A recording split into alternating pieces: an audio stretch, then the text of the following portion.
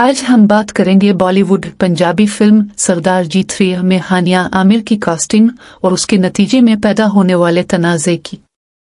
क्या सही है कि फिल्म सिर्फ बैन अल-अक़वामी रिलीज के लिए बनाई गई?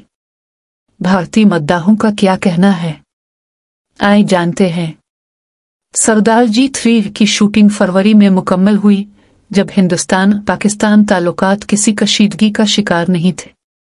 मरकजी किरदारों में हैं दिलजीत दोसांझ, नैरो बजवा और हानिया आमिर।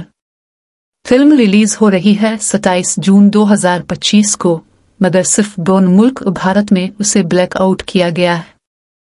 अप्रैल के महीने में पहलगाम हमले के बाद हिंदुस्तान में पाकिस्तानी फनकारों के खिलाफ सख्त मोड अपनाया गया, ने मशवरा दिया कि पाकिस्तानी फनकारों को फी अलहाल नहीं दिखाया जाए। इसके नतीजे में सरदार जी 3 की भारतीय नुमाइश मनसूख। सोशल मीडिया पर मद्दाहों ने सड़कों पर एहतजाज नहीं किया, मगर यूट्यूब और रेडिट पर बहस छिड़ गई। क्या ये गद्दारी नहीं?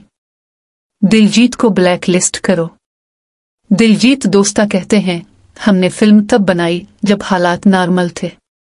प्रोड्यूसर का बयान, हानिया की कास्टिंग पहले से तयशुदा थी जब तनाव नहीं था।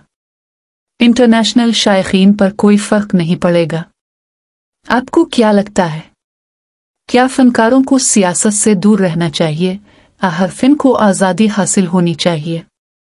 अपनी राय कमेंट्स में ज़रूर लिखी। मिलते हैं अगले वीडियो में।